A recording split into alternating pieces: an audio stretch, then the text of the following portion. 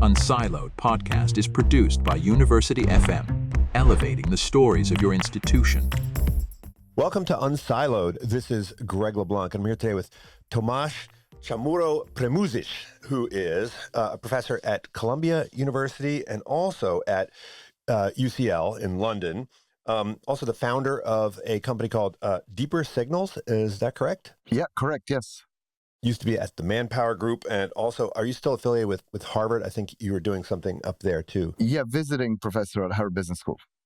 Right. But of course, you're also the author of a number of books. The most recent book is this one, Don't Be Yourself, Why Authenticity Is Overrated and What to Do Instead. Also, of course, this book, The Talent Delusion, which I used to use in my HR class back in the day, a couple years ago. And also this one, The Future of Recruitment, you co-authored. This one, I think, was probably the last book before the most recent one, called I, Human. Yeah. AI, automation, and the quest to reclaim what makes us unique. And this one, which I think goes back a ways, it's called Confidence, Overcoming Low Self-Esteem, Insecurity, and Self-Doubt. And then, of course, there's my favorite, which is Why Do So Many Incompetent Men Become Leaders? And I couldn't find that one in my house, but I remember it well enough. And then I think there's Personality and Individual Differences, which is a textbook, I guess. Yeah. So you kind of cover the whole range, including the obscure part of the collection. Maybe somebody came to your house and stole the Why Incompetent Men Become Leaders, Probably, because I think it's a question that a lot of people are wondering. But, when I was walking around with this book, which is, I think this is a review copy, I was walking around and a lot of people saw me carrying it. And particularly at my business school where I work, it seemed like kind of scandalous almost, right, to have something like this, right? Because, this cult of authenticity is so pronounced. And while you said in the book that there's a big gap between sort of popular beliefs and academic evidence, it seems like academics, they're spending a lot of time trying to prove this popular belief. Like, it seems like it's wishful thinking. But, I mean, going back to Erving Goffman, I remember reading Goffman in college, and I don't remember him well enough to know what he exactly said on the normative side. But I don't think that he had such a bad opinion about impression management as that's right. people currently do, right? Where people seem to think that impression management is phony and inauthentic. And so first of all, I guess, why is it that people want to believe that authenticity aligns with all of the other things that they want, like subjective well-being and success and so forth? Yeah. So that's a wonderful introduction and a lot of great context there. I would say first, maybe in a world that is obviously not very authentic, pretending that, we value authenticity or encouraging people to just be themselves might be quite fitting.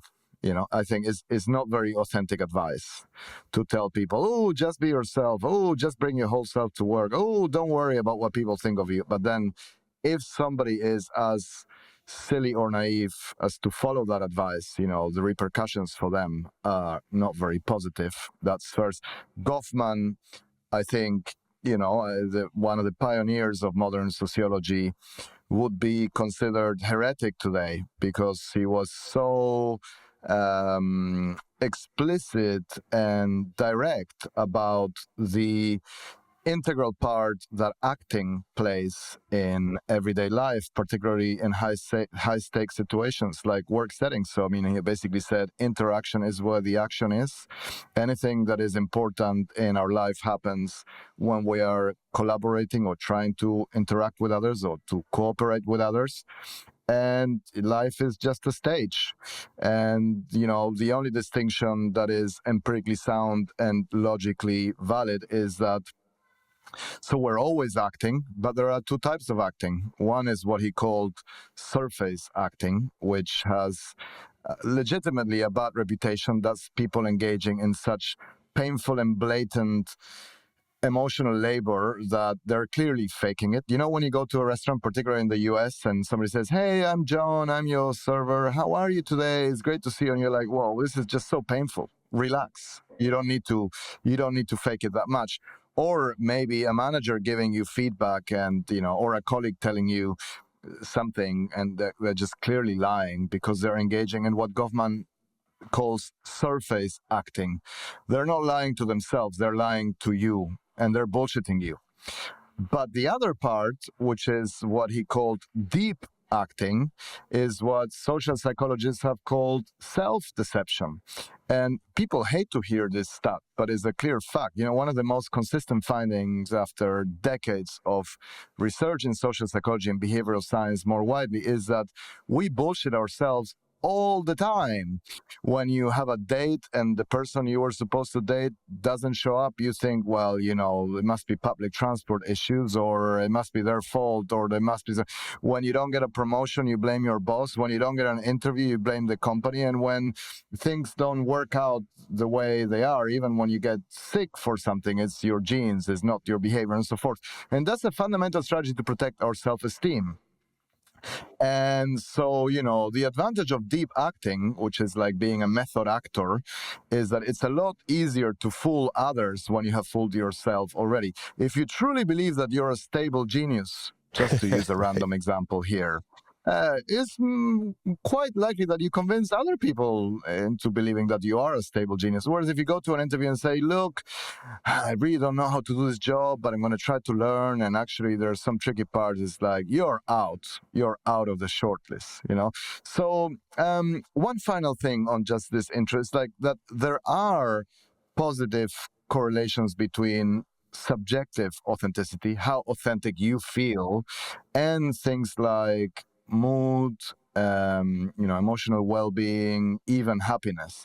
But the reason is quite obvious, is that when you give people some self-report measures of, whether they feel happy with other reports, self-report measures, which is whether they like themselves or whether they identify positively with certain aspects of this, it's all the same. This is kind of getting to what some academics call core self-evaluations. Core self-evaluations is like, you like certain aspects of you, you will probably feel good about others. Well, look, so I think you said a couple times that while authenticity might be problematic, the belief in your own authenticity is beneficial to you, but also when others perceive you as authentic, right, that tends to be good for you, right? So ideally what you want to do is you want to appear authentic to others, appear authentic to yourself, but you don't want to actually be authentic, right? How does that work? Yeah. So first, let's start with the first part. Self-perceived authenticity feels good. In a work setting, it might be the opposite of sort of the Marxist version of alienation. Marx wrote about, the evils of capitalism, factory workers, people in the early assembly lines of the Industrial Revolution. They had to clock in and out, and they dreaded every single minute of work because it was alienating. Right. And life started when work finished, and when they met their friends at the bar, or, when they came back to their spouses. And by the way, when their spouses asked them, how was your day at work today? They wouldn't have contemplated or vaguely dreamt of saying, oh, it was okay, but I didn't feel a high sense of purpose or a higher degree of spiritual calling or something like that. So, of course, fast forward 150 years, and if you identify with your work persona, maybe you're even proud of your professional self, that feels good and that's great. But there's no indication that others really care about that. In contrast, peer-rated or other reports or observer ratings of authenticity are a fundamental component of your reputation. Right. For sure. People will trust you more, will like you more, will collaborate with you more, will rely on you more, will vote for you more if they perceive you as authentic. But the people who are perceived as authentic actually are really, really good at strategic impression management. And by the way, an important kind of nuance here is that we have no idea to actually know whether people are authentic or not. So in the 2016 presidential debate in the United States, people decided after watching Hillary and Trump that Trump was more authentic and Hillary was a fake. We don't really know. I mean, even if you ask Bill and, Melania, I mean, we just have, there's no Neuralink or way to get into people's brain and say, ooh, they are really, and because the best measure we can have is whether they are, again, deep acting or surface acting. Maybe Donald Trump was deep acting, whereas Hillary was surface acting, and that's the difference. So, even though we don't know, there is such a thing as research that shows that people tend to agree on their views on how authentic others are.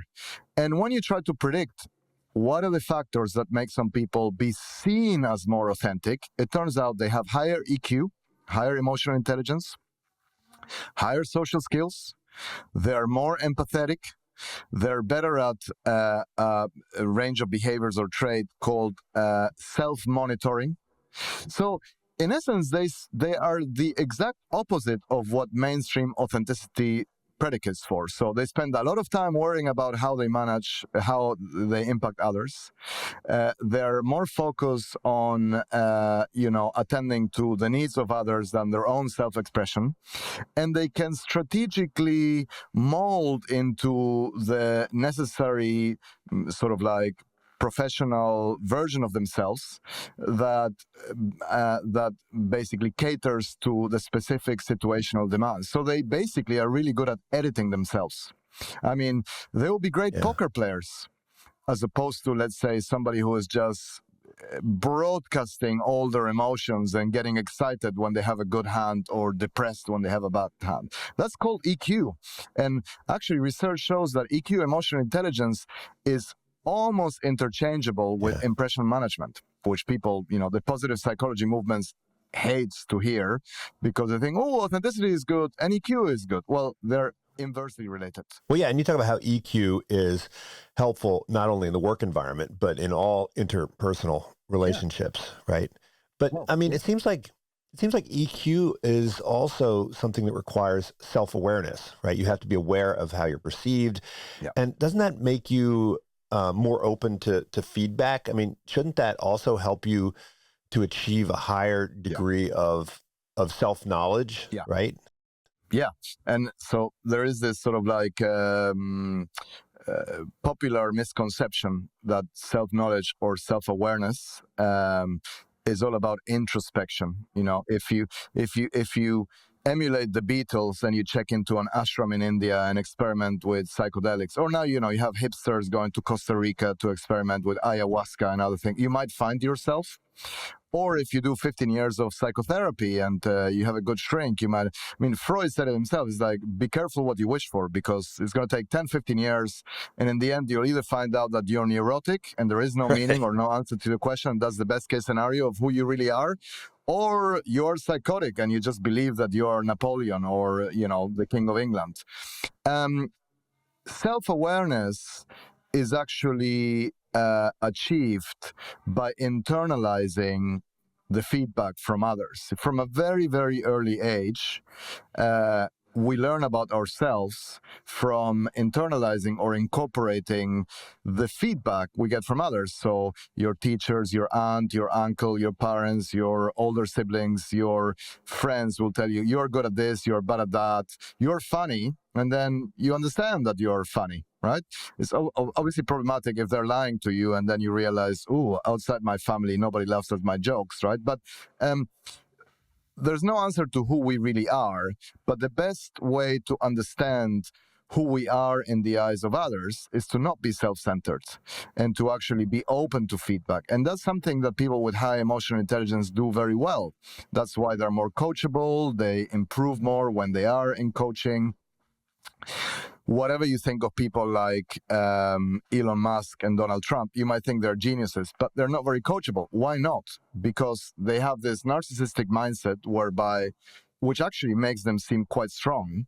They are immune to what other people think of them, or they don't seem to care, right?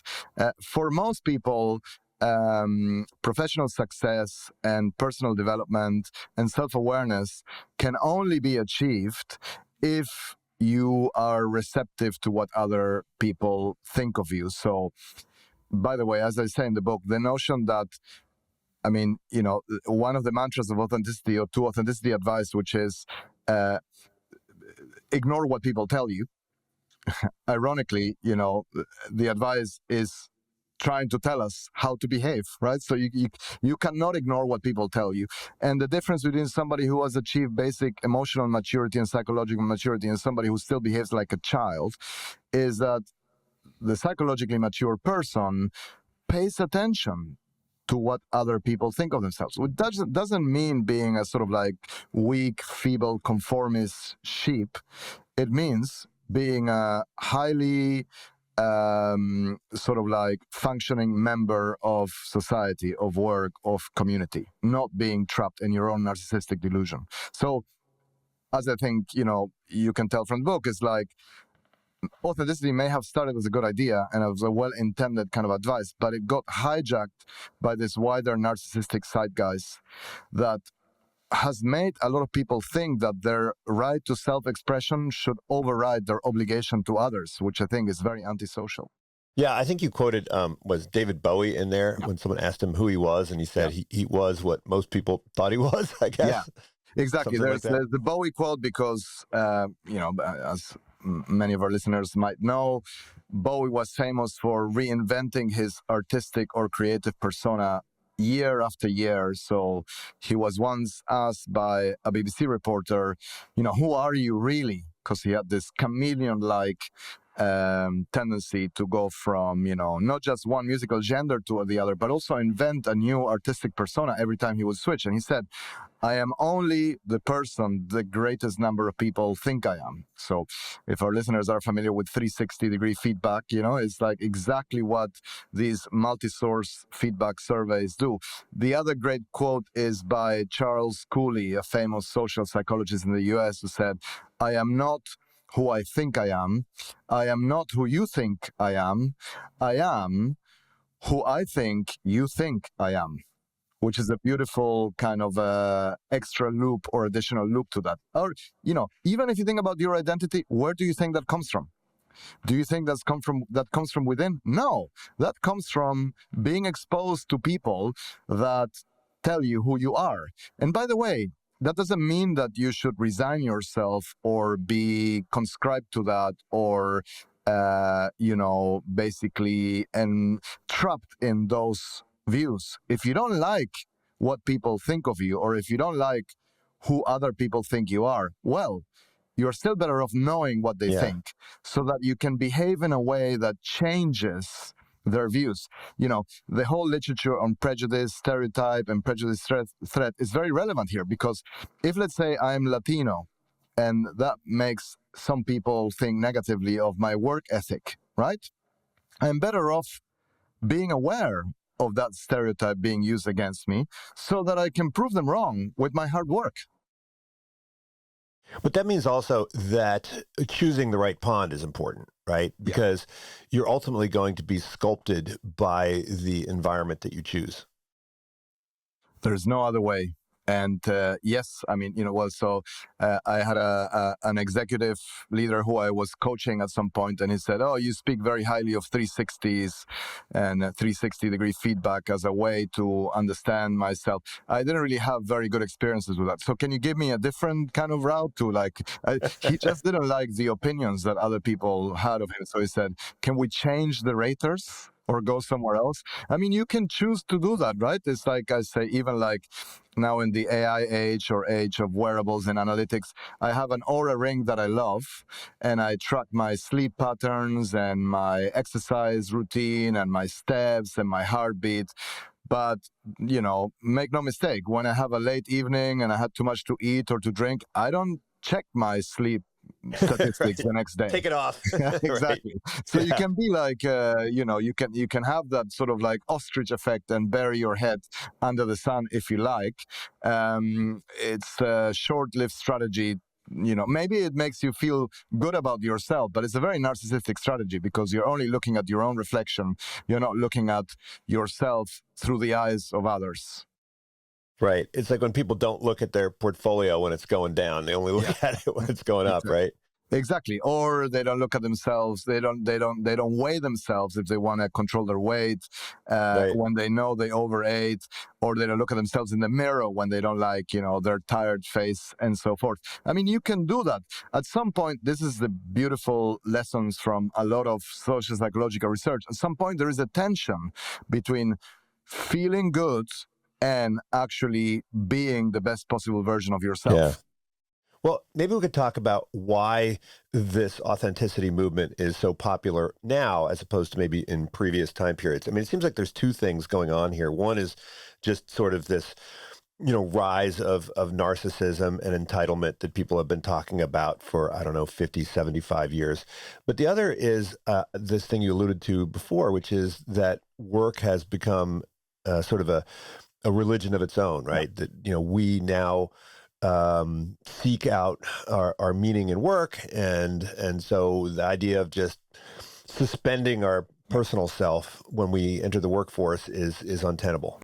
Yeah, exactly. And of course, this, that is basically my view. It's speculative. We don't know. But, I thought about this for a long time, and to me, there is no better single explanation than the consumerization of work and the fact that, work started as clearly a drag for most people. It was something you did to get paid, and nobody thought that you should like it. You were not supposed to like your boss. You were supposed to hate them, and, they were supposed to have power and be somebody who tells you what to do, and you're supposed to shut up and work so that you can get your paycheck, right? And in a relatively short time frame, we went from that to authentic leadership, transformational leadership, finding a job that enables you to be spiritually fulfilled, identify your true north, employee engagement rose, job satisfaction first. And now, if your employer disagrees with you on what's going on in the Middle East or in Ukraine, or on their views and your views on climate change or on politics, oh my God, you're supposed to quit because you can't think differently. We have this, we went from trying to create strong cultures to creating cults or micro cults. And you can't just blame it on sort of the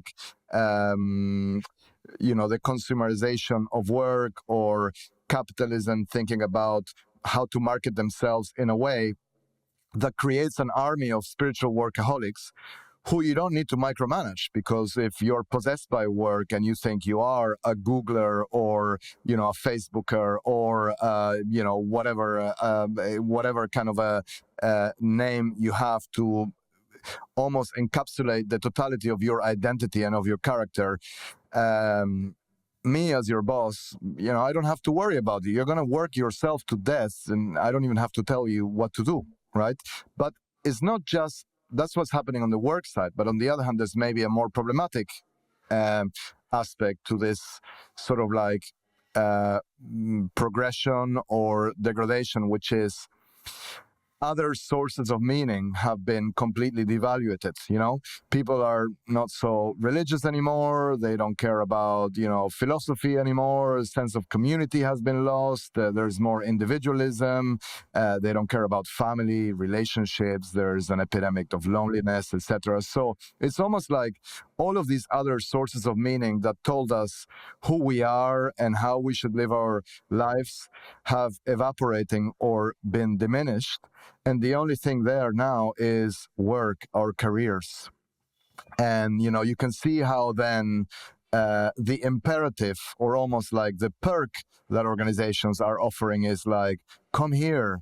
And because there's such strong fit between your values and your beliefs and ours, you can just be yourself and be happy. But it seems like those two things are in tension, because the stronger the corporate culture, the more demands it makes on you, right? So if you, join Google to become a Googler, and if that actually has any content whatsoever, then it means that you're going to have to right, subscribe to those beliefs and values. Yeah. So, you can't just show up with a pre-existing set of values. I mean, unless of course they already match, but they're not really going to allow anybody to bring their whole self to work. It's kind of, bring your whole self to work as long as your whole self is in alignment, right, with these values. Yeah, I think that's really what it really means. And of course, it doesn't start with like high tech or the modern tech world, of which you're very close to, at least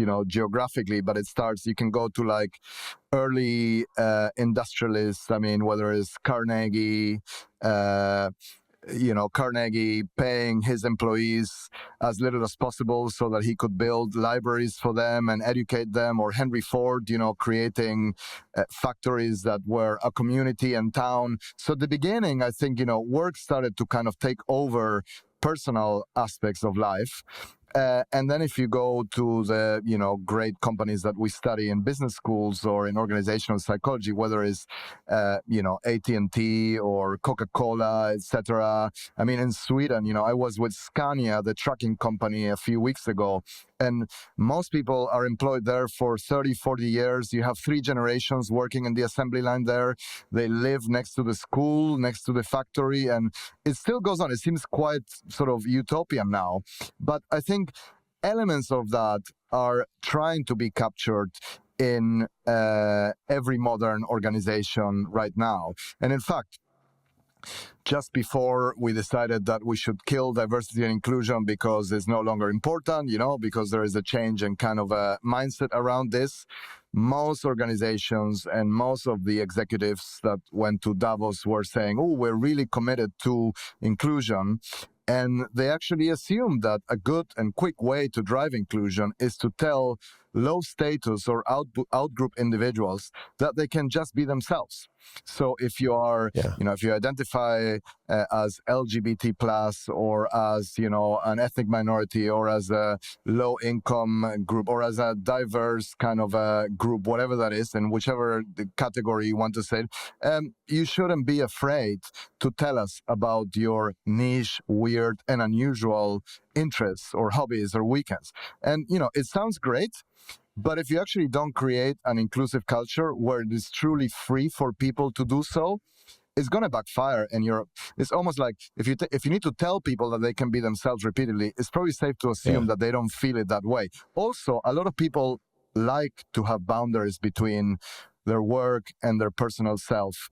But yeah, I mean, in the end, what ends up happening is that the only people who are truly free to be themselves, or to behave without much concern or consideration for what other people think, or to even bring their whole self to work, which includes their dark side and their antisocial, are the people who are the elite, the privileged status quo for them. If you own your own social media platform, you can definitely just be yourself. If you're the richest person in the world, you can definitely be yourself. And congratulations to people who are in that category. But people should understand that if they're just entering the workforce and going to a job interview, they should not just be themselves. They need to make an effort to showcase their best professional self.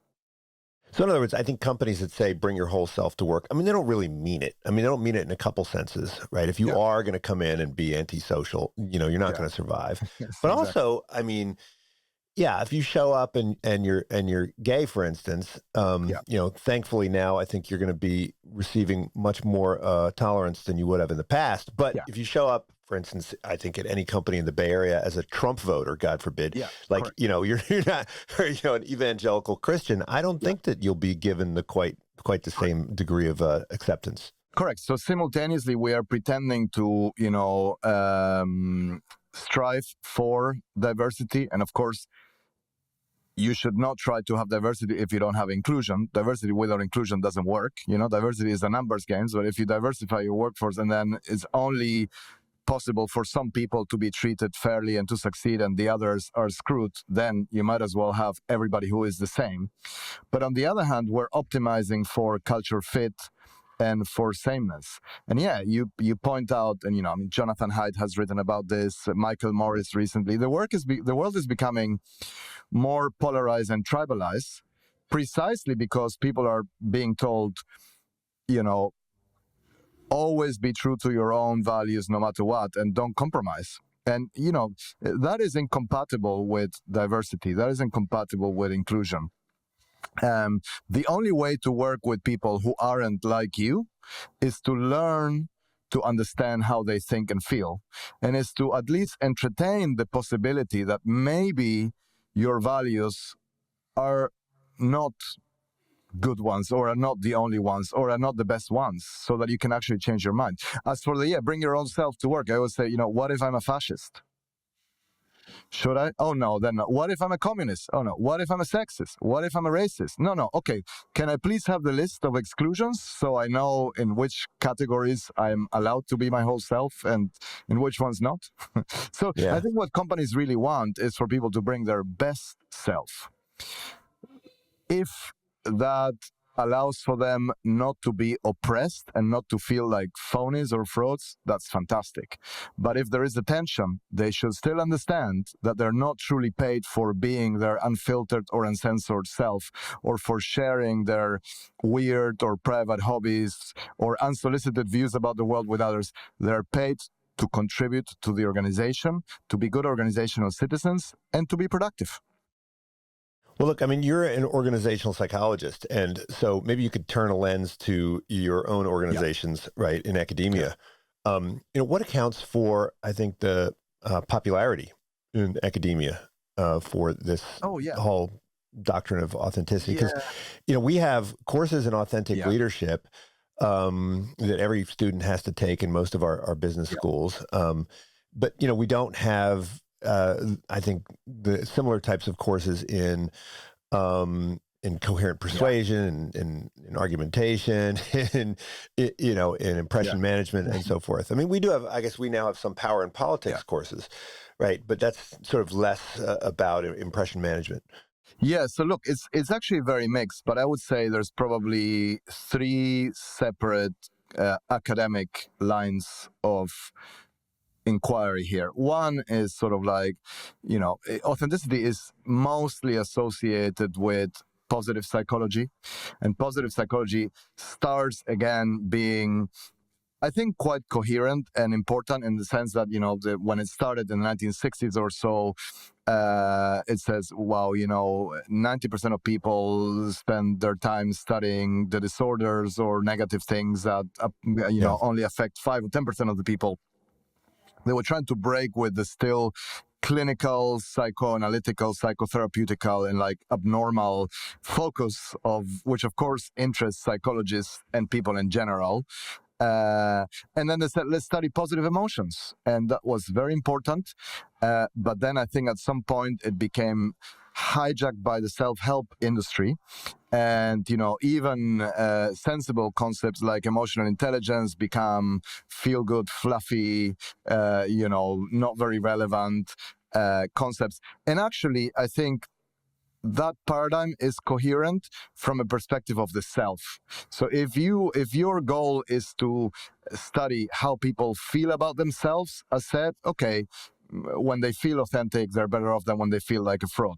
By the way, let's not forget that oftentimes people apply an invisible bias to their interpretation of events. So when I do something good, I feel, oh, that's my authentic self. And when I screw up or I misbehave or I'm noticed like I was out of character, that's not my real me, right? That's every politician who has been caught cheating also said.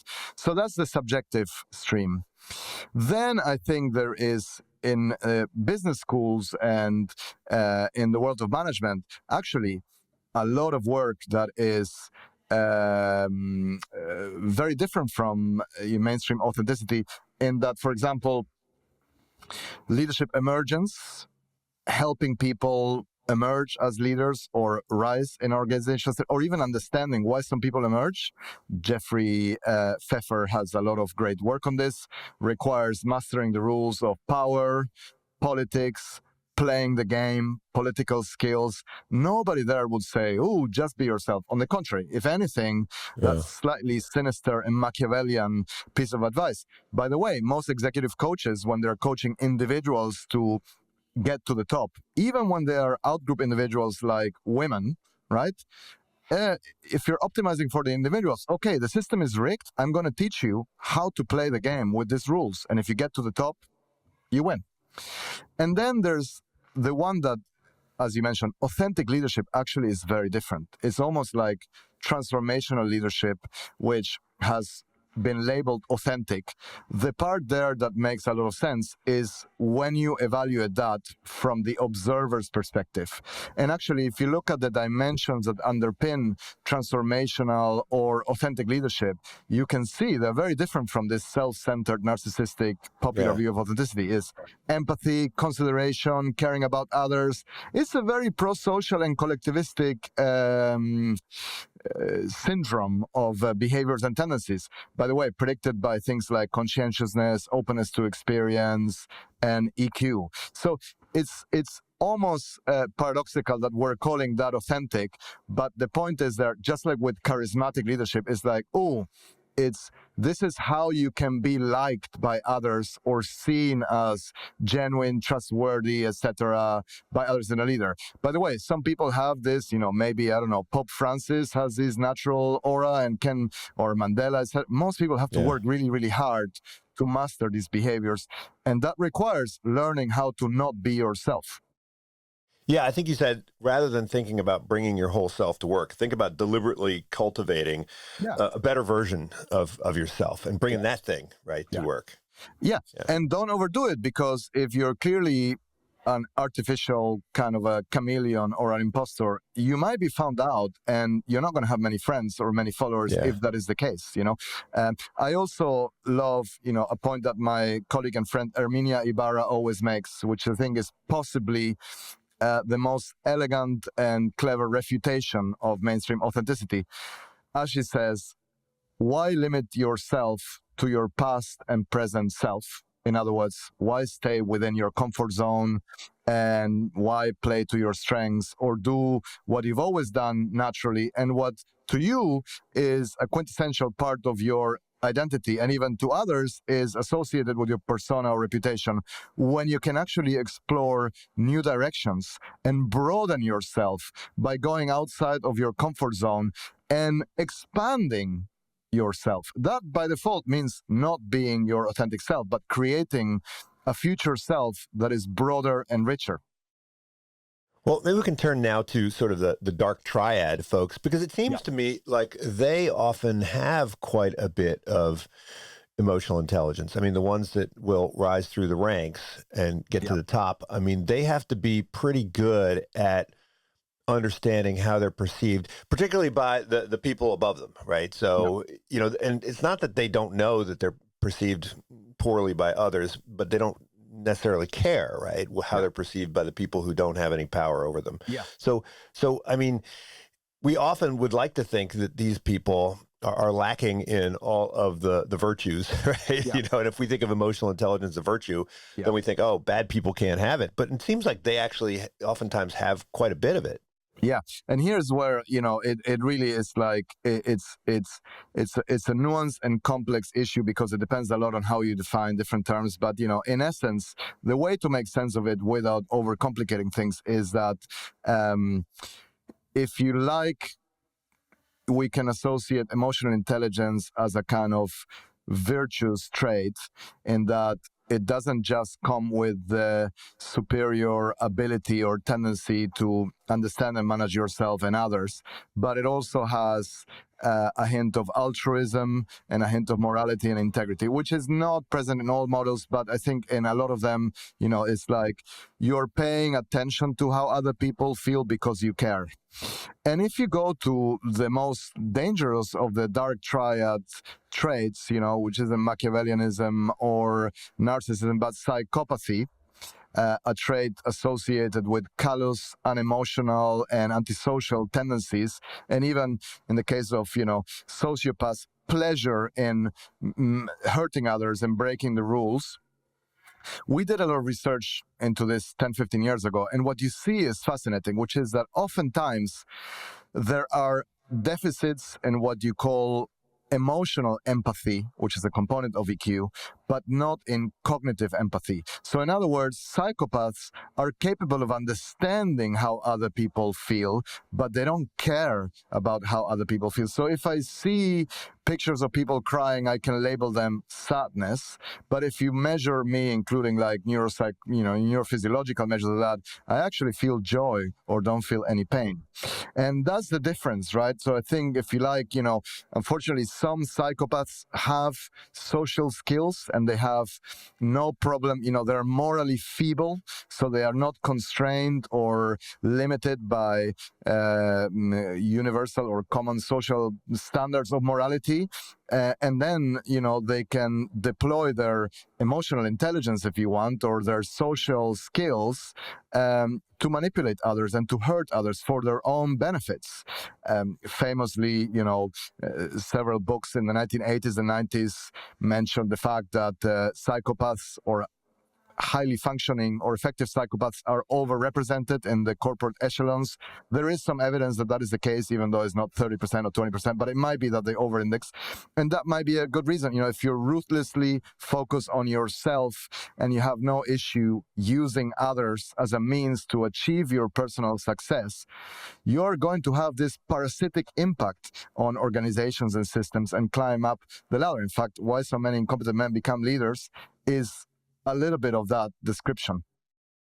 Yeah, maybe we can talk about that because, part of your work is leadership development, but part of it is also, I think, helping organizations to design themselves so that the best people can flourish and the worst people somehow kind of, get derailed. But it seems like the organizational immune system at many organizations is just completely non-functioning, or has been hijacked by. It seems to be like these, and I've always been puzzled as to why the leadership in a lot of these organizations, like my own, don't recognize the harmful effects of some of these people. Clearly, if they're bringing in a lot of money and they're building the business, if you're an Elon Musk, there's absolutely no doubt that this guy is a genius and that he's able to do amazing things.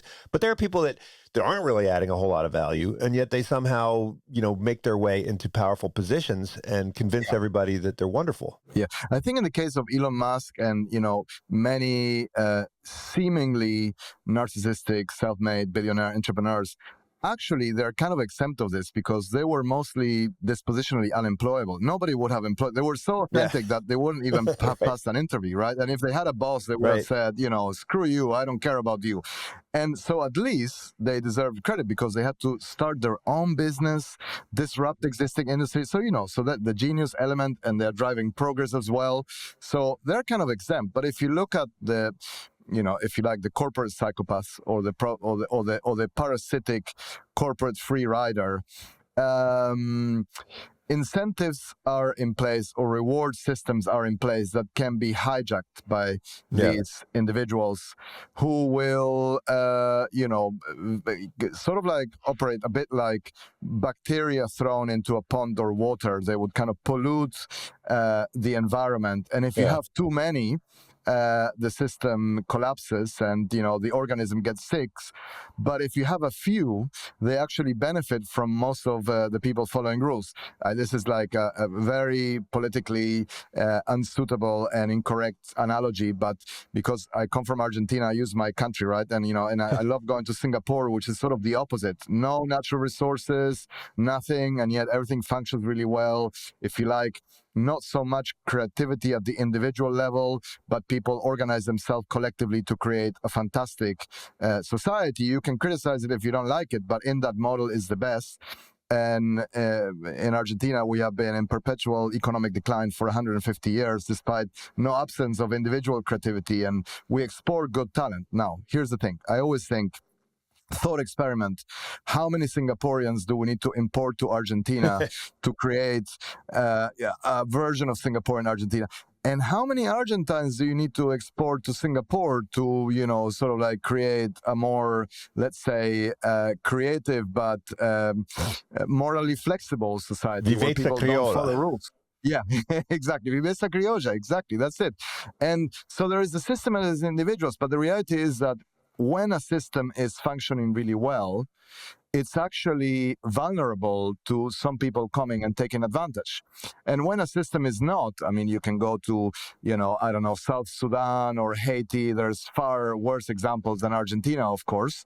Then the only way to survive is to hustle and to break the rules. And if you're in a minority of people, I mean, the system is dead. So as one of my mentors, Robert Hogan, always used to say and still says, what's good for the system is generally good for the people, but what's good for the individuals isn't necessarily good for the system, right? If you're optimizing for the individual, which is what happens in organizations when you say, okay, if you're a rainmaker and you're a big biller and you're a market maker, we pay you no matter what, and you can misbehave. It goes in cycles. Then you get 2008, the financial crisis, and banks says, oh, we need to kind of police against the dark side. And it goes in cycles, right? Or if you like, Mad Men, the show is a good example of this as well. I think we're trending towards a more pro-social sanitization of bad behavior, but it's inevitable that some parasitic individuals take their organizations hostages, and then they're very, very hard to remove because they grow like a tumor. They grow like they make other bacteria come and reproduce and contaminate everything. Well, they also disable the immune system, right? So exactly. they're particularly good at disguising themselves. So, I mean, how does the organization protect itself? How does it strengthen its immune system? Because, I have friends who are organizational psychologists who, can't recognize this stuff when it's right in front of their face, right? So, I mean, if they can't recognize it, then, how does a senior leader or manager identify it? I mean, there's something, and I mean, The Talent Delusion is a great book, and you talk about all sorts of things. I mean, if you see turnover, for instance, in the direct reports, one would think that should be a red flag, right? Yeah. So listen, the HR answer is very simple, even if most people don't follow it. But that is what The Talent Delusion is about. Is like, okay, what's engagement? What's morale? What's turnover? What's, upward feedback, how are people perceived, and then of course use science-based tools to predict whether somebody is going to be or behave like a psychopath, like a Machiavellian, like a narcissist. And I love leadership development, but I always say when selection fails, there's always training and development. A lot of these things can be predicted or preempted. And then of course you have to look after the culture and have a culture where culture is like an algorithm, to use an AI analogy. It's like the recipe that rewards and sanctions certain things and not others. So the HR answer is simple, but of course HR reports to maybe the CEO or maybe the CFO or the C-suite, and if the corruption is there, you have to think not in HR terms or corporations. You have to think of more like, okay, there is Syria and there is Assad, and how do we get rid of somebody who for 30 years has been debilitating and growing like a parasite that weakens the system? Well, you need probably a former Al-Qaeda or ISIS with support. You need terrorism to emerge in a kind of a messianic or altruistic way, because they get rid of that, and then there's a tension. It's very dialectic and very Hegelian. Revolutions don't happen so often in organizations, but there are boards who have the ability to and fiduciary responsibilities to look after the organization, and whose task is to remove parasitic leaders. Of course, sometimes they report to those leaders and they are part of the problem themselves. So, I mean, in the end, it's not so complicated, but there's a limit to what tools and science and data can do if the power dynamics are eclipsing everything. Yeah, and of course, you talk a lot about personality in Talent Delusion and leadership development. And I guess the perennial question is, how much is selection and how much is treatment? I mean, how much can you go out and try to find good people, and to what extent can you take what you're given and, shape them? And I guess, in the U.S., we just fire a lot of people. In Sweden, you're kind of stuck with who you have, right? So you don't have a choice. You have to focus on that. But in terms of, where the ROI is, I mean, should we focus on selection or should we focus on treatment? Yeah, I mean, it's a great question. And actually, it's still a strength of the US model that you can fail and failure is tolerated. Of course, sometimes you can be bankrupt 17 times and, maybe it can also have parasitic effects on And the become system. president. Yeah, Right. and exactly, maybe more than twice. But at the individual level, it is cheaper to make mistakes and much cheaper to fix them. Still, even in the US, a lot more money is spent on developing people and than on placing the right people in the first place. And I would say, you know, the best way to change leaders is to change the leaders. I mean, Max Planck said famously, science progresses one funeral at a time. Or in science, you don't persuade your enemies to change their mind. You wait for them to go. Right. And I think so. Selection and prediction is much more easy to model and to quantify. And, before we had AI, we had analytics, and before analytics, we had assessment. I mean, that's the engineering and the science part.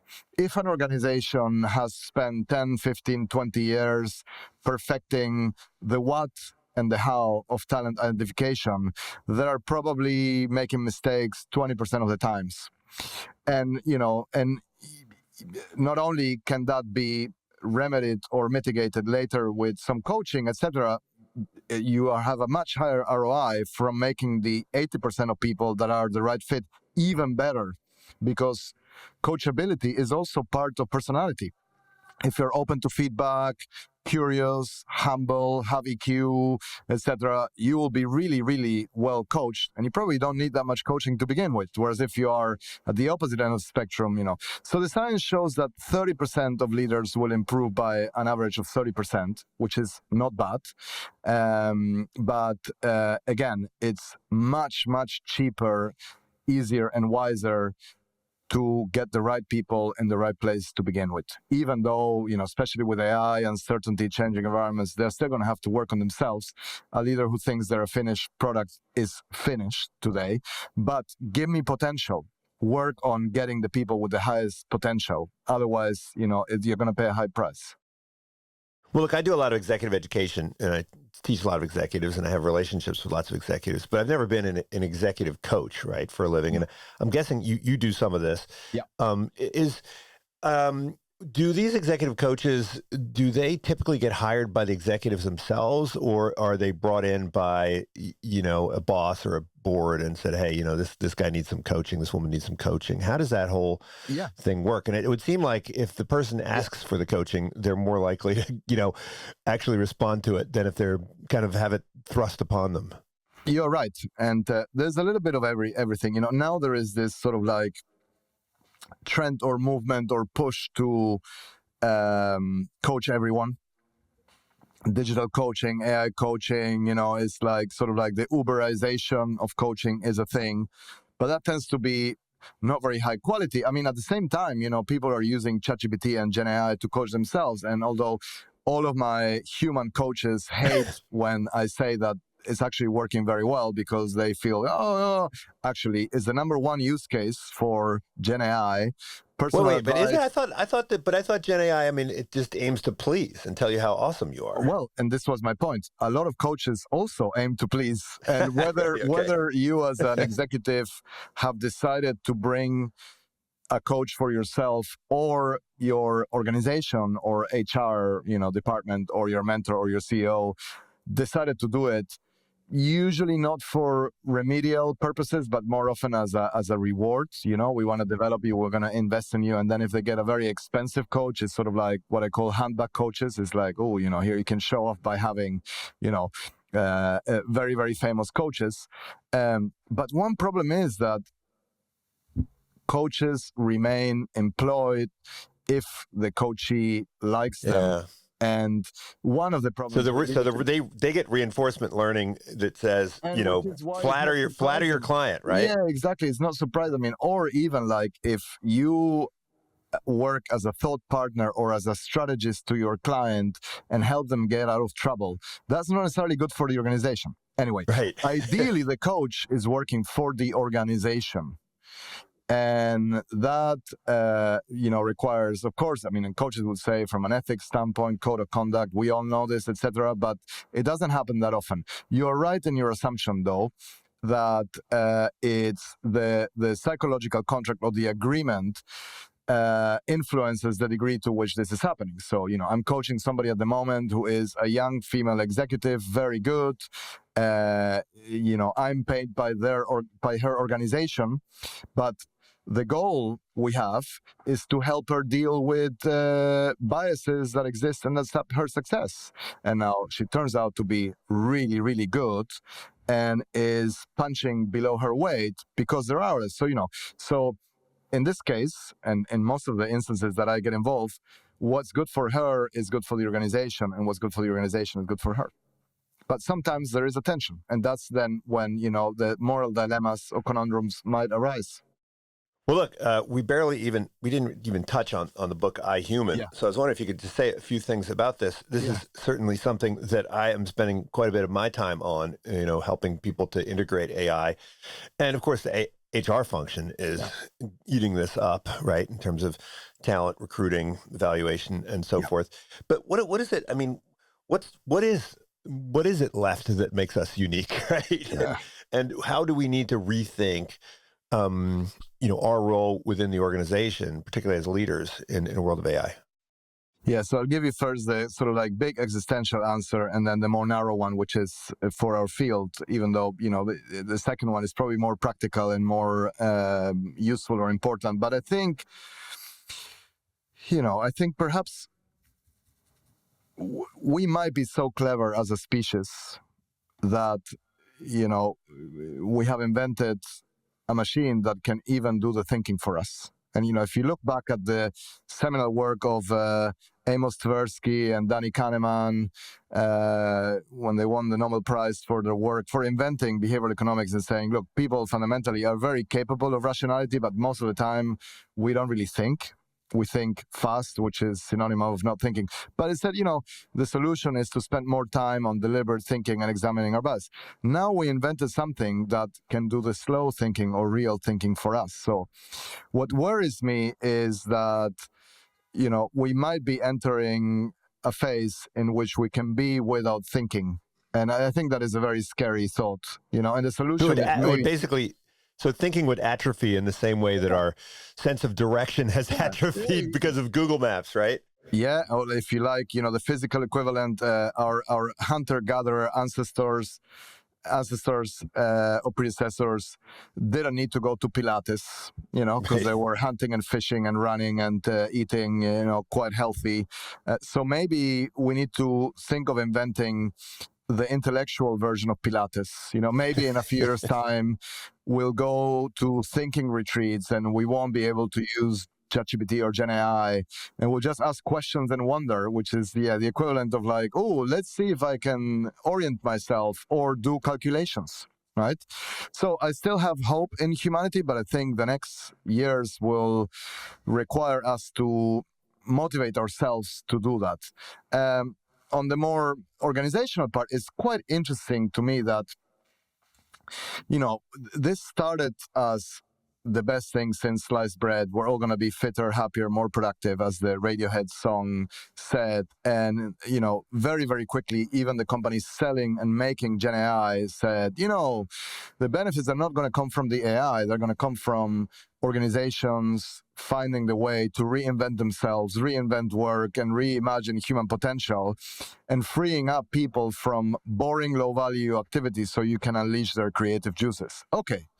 Let's agree that that's probably the way. I haven't seen anybody be able to do it or even get close to that. That is the challenge. And I think we need to learn to not be so distracted by AI or not to wait for AGI, ASI, agents, or the next iteration. Because even if AI doesn't advance much more, it's already amazing, but we haven't worked out how to incentivize people to reutilize the time that they save. And so you can see how maybe there's a connection between the second and the first point, because that free time should be spent on thinking, evolving, upgrading ourselves, which, even though iHuman came out just before the rise or the launch of Gen AI, it was already alluding to that, because that's the big challenge or the big imperative in the human AI imperative. For the first time, we have something that can almost be us. So how are we to be? And, again, I think we have the ingenuity to figure it out, but do we have the incentive? Because by our nature, we never invented any technology to work harder. We always did it to work less. Efficiency and laziness are the same thing. So how can we convince ourselves as a species to actually not automate ourselves and find something useful to do? And that's a big question. I don't think the head of learning and development will be able to answer that. That's more of an existential question. Well, I think John Maynard Keynes said in the 1930s that by 2025, we would all be spending most of our time in leisure, and it hasn't turned out that way. And yet, it might be that this is it, right? It might be that if we can find an economic model for it, we could be working only 15 hours a week and find out what to do with the rest of the time. Yeah, I don't think so, but because of that cult of work. But thank you so much, Tomas, for joining me. We have a couple of absolutely fabulous books that everyone should check out, including Talent Delusion and Confidence, and of course the most recent book, which I have here somewhere. Here it is. Don't Be Yourself: Why Authenticity Is Overrated and What to Do Instead. Thanks so much. Thank you. I really enjoyed our conversation. Unsiloed podcast is produced by University FM, elevating the stories of your institution.